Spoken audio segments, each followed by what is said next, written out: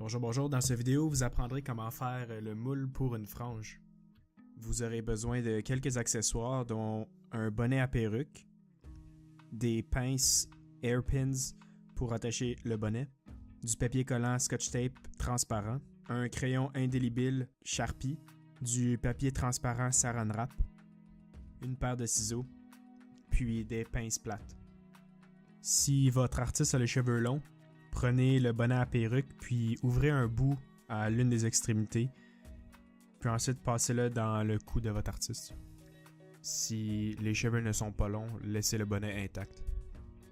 Dégagez ensuite les cheveux en remontant le bonnet.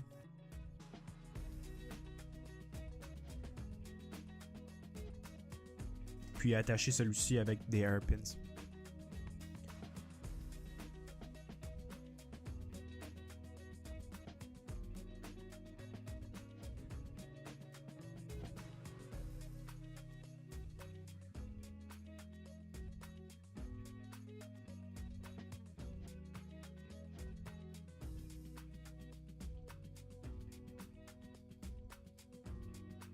Fermez le dessus avec des hairpins aussi.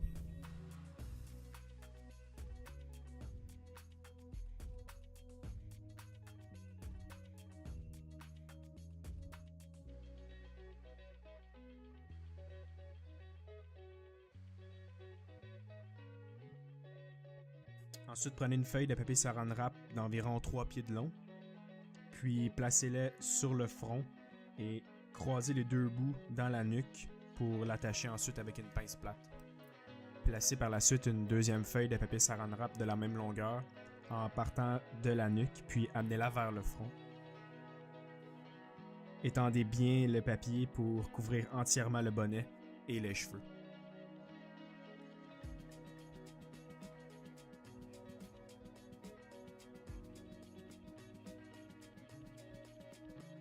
Prenez ensuite les deux bouts restants dans la nuque, puis étendez-les de chaque côté pour bien couvrir tous les petits cheveux de la nuque.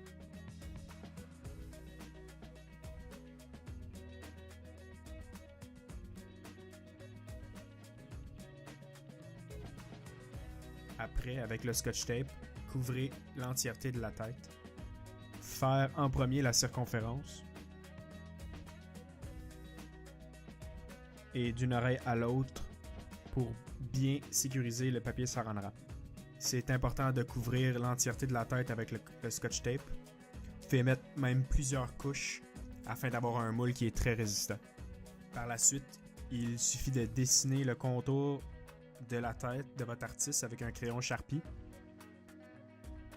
Dessinez avec le crayon Sharpie votre frange de la profondeur et de la forme désirée. Enlevez le bonnet en découpant sur le front et aussi sur le côté des oreilles, puis tirez sur le moule là, qui devrait s'enlever très facilement.